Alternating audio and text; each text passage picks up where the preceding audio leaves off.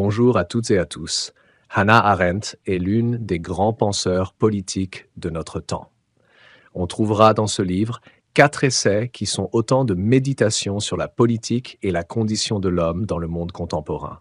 Hannah Arendt propose une réflexion générale sur le politique à travers ses concepts fondamentaux.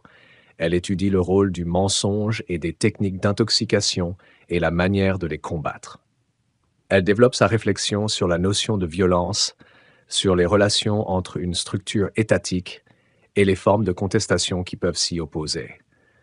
La désobéissance civile dont elle montre le développement aux États-Unis et son importance à côté des voies classiques de recours et de contestation, la violence des révoltes dans les pays gouvernés par un régime totalitaire où se développe la bureaucratie.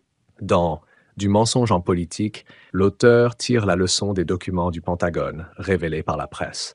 Elle examine l'accumulation de mensonges officiels, d'obstination dans l'erreur qui a conduit les États-Unis à l'échec au Vietnam et reconstitue les mécanismes psychologiques dont les responsables politiques ont été les inventeurs et les victimes.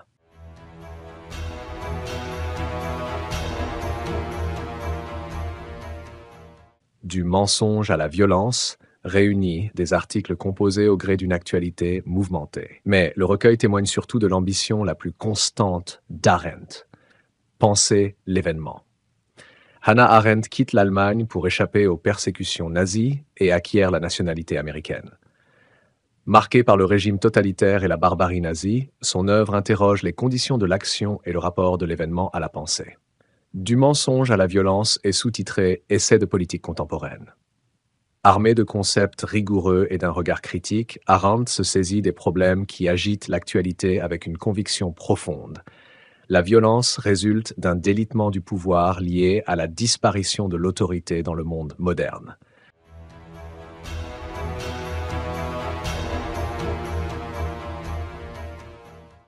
Arendt s'oppose en effet aux penseurs politiques de son temps, tels que Weber ou Clausewitz. Pour ces derniers, le pouvoir est toujours une affaire de domination et d'obéissance, et donc de violence légitime, Weber, par opposition à un pouvoir qui laisserait cours à la liberté des citoyens. Ainsi, le pouvoir s'exerce nécessairement par la violence, si bien que les deux termes s'entremêlent pour n'en former plus qu'un, Arendt avançant alors qu'on en vient à confondre pouvoir et violence.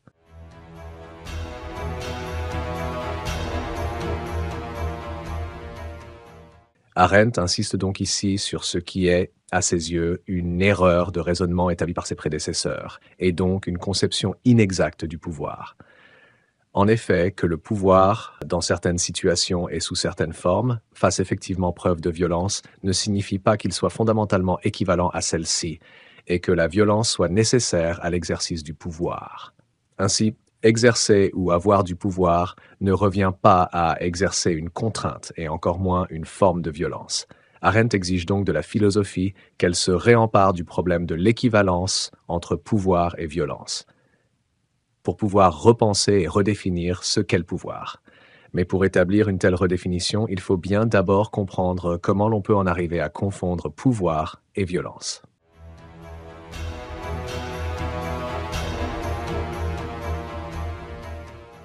Arendt commence ainsi par détailler les raisons qui pourraient mener à poser un rapport d'identité entre le pouvoir et la violence. Si l'on peut assimiler le pouvoir à la violence et penser que la violence constitue la condition indispensable du pouvoir, c'est donc en grande partie parce que le XXe siècle, ces 2 guerres mondiales, ces génocides et ces totalitarismes sont autant de faits corroborant l'idée selon laquelle le pouvoir ne peut se passer de la violence, qu'il utiliserait en effet toujours comme moyen. Or, l'on peut présenter un contre-argument à cette idée, et c'est ce qu'Arendt fait pour amener progressivement sa thèse. La violence n'est jamais première, et si elle est effectivement utilisée par le pouvoir, c'est-à-dire ici par le pouvoir politique, ce n'est jamais spontanément, mais bien plutôt en dernier ressort.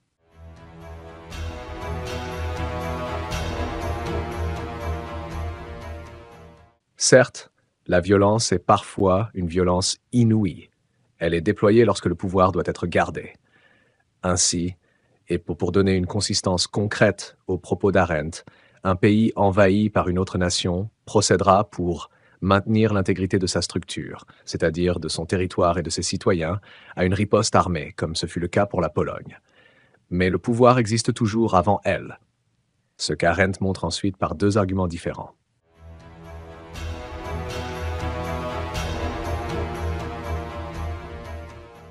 Selon Arendt, le pouvoir a une précédence temporelle et téléologique sur la violence. Il s'exprime avant elle dans le temps et prévaut en tant qu'il commande la finalité vers laquelle la violence est orientée. Pour comprendre cette idée, il faut ici rappeler ce que nous avons expliqué dans notre dernier article sur Arendt. La philosophe pense en effet la violence comme instrument, c'est-à-dire comme moyen. Cela signifie donc qu'elle n'est pas une fin, et surtout qu'elle doit servir à une fin, celle-ci devant donc lui préexister. Or, le pouvoir est justement pour Arendt cette fin. Dès lors, l'on recherche d'abord le pouvoir et non la violence, cette dernière n'étant qu'un instrument. Ainsi, la violence ne peut être une condition nécessaire au pouvoir, son principe constitutif essentiel, puisque c'est le pouvoir lui-même qui détermine la finalité de la violence.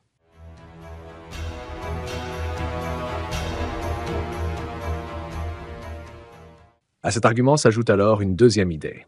Si le pouvoir est indépendant de la violence, c'est aussi parce qu'il peut tout simplement s'exercer sans violence. L'argument de la finalité est en effet couplé à un argument sur les faits. En effet, que la violence soit un moyen et non une fin ne suffit pas à dire que le pouvoir peut s'en passer. Il serait en effet tout à fait possible d'avancer que la violence est un moyen nécessaire pour le pouvoir. Le raisonnement d'Arendt est alors le suivant. Si pouvoir et violence étaient indissociables, en tant que le pouvoir devait nécessairement user de la violence comme moyen, alors aucun pouvoir ne pourrait s'exercer sans que la violence soit le premier moyen d'exercer le pouvoir.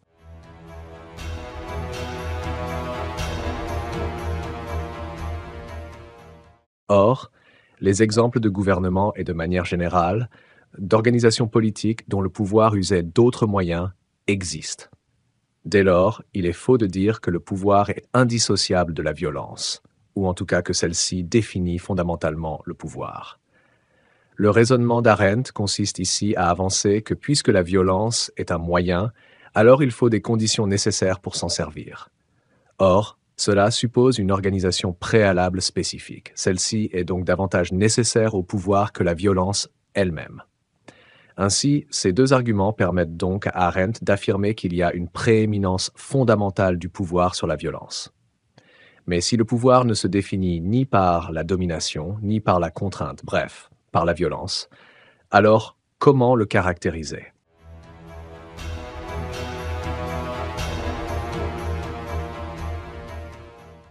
Aux yeux d'Arendt, si le pouvoir a toujours cette prééminence sur la violence, c'est parce qu'il se définit en réalité par ce que la violence ne pourra jamais avoir, de la légitimité.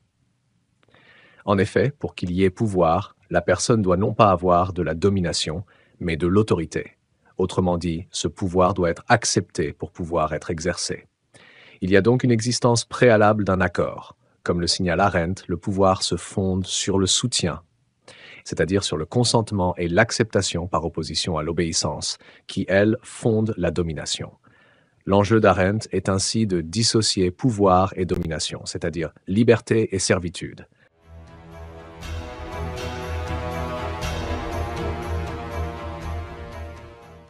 Si l'on pense un pouvoir sans légitimité, ou autrement dit, un pouvoir automatiquement légitime, alors ce pouvoir n'est que domination. Autrement dit, il n'y a pouvoir que si l'on conçoit au préalable sa légitimité. Pour autant, Arendt n'avance pas qu'il y a un contrat social, comme chez Hobbes ou Rousseau. À ses yeux, il s'agit davantage de mettre en avant le fait que le simple pouvoir est insuffisant et qu'on ne peut véritablement parler de pouvoir et non de domination que si cette manifestation du pouvoir s'accompagne d'un exercice collectif de celui-ci. On ne peut donc parler de pouvoir s'il n'y a pas d'exercice collectif de celui-ci. Le pouvoir n'est donc pas un outil pour une fin à venir, une action susceptible de le suivre, mais une action pure qui a en elle-même sa propre fin. C'est donc parce que le pouvoir se suffit à lui-même en tant qu'il est légitimé, parce que le collectif qu'il exerce au moment l'accepte ou il l'exerce, qu'il ne pourra jamais être équivalent à la violence, qui, elle, n'est toujours un moyen en vue d'une fin ultérieure.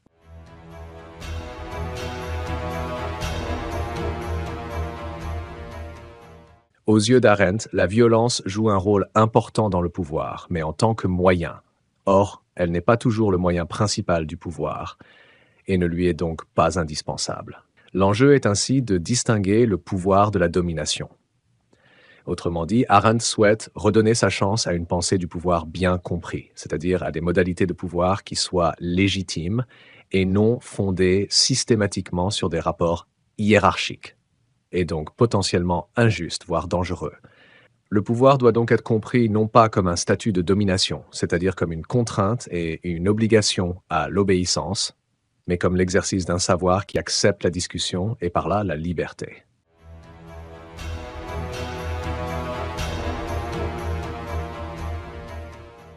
La publication dans la presse des archives du Pentagone a révélé au monde entier les mensonges des autorités américaines sur la guerre du Vietnam. Tout en dénonçant un pathétique déni de réalité, Arendt montre que le mensonge a partie liée avec la politique. Le monde humain est en effet contingent. Les choses auraient pu se passer effectivement de la façon dont le menteur le prétend. L'action politique est elle-même une forme de libre invention qui rend le cours de l'histoire imprévisible.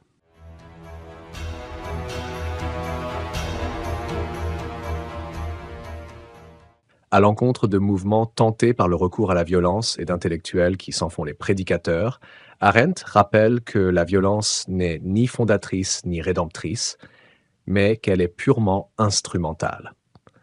Le pouvoir, en effet, n'est pas la domination, mais correspond à l'aptitude de l'homme à agir de façon concertée et se fonde sur le consentement à des institutions. La violence n'est donc pas la marque du pouvoir et encore moins son origine, mais le symptôme de son déclin. Les révolutionnaires ne font pas les révolutions, mais ils savent à quel moment le pouvoir appartient à la rue et quand l'heure est venue pour eux de s'en emparer.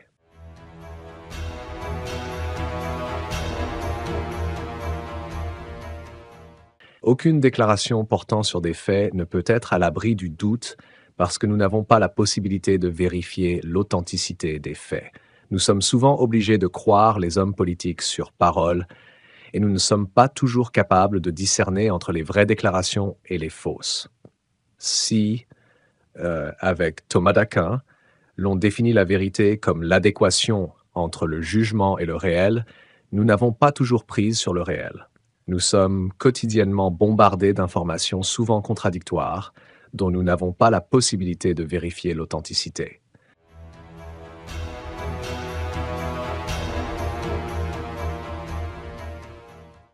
L'analyse de Hannah Arendt est prolongée et appliquée à une époque qui se caractérise par le développement d'Internet et des réseaux sociaux, par des penseurs comme Kurt Anderson, Ralph Case, Harry Frankfurt, Myriam Revaux, ce que la post-vérité fait à notre monde commun, ou Gérard Bonner. Ce n'est pas exactement le mensonge délibéré qui caractérise notre époque, mais l'indifférence entre la vérité et le mensonge. Un mouvement comme QAnon, venu des États-Unis et qui se répand dans toute l'Europe, est très révélateur à cet égard.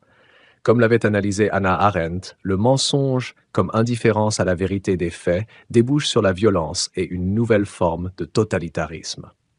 La fake news est devenue une méthode pour accéder au pouvoir et pour le conserver.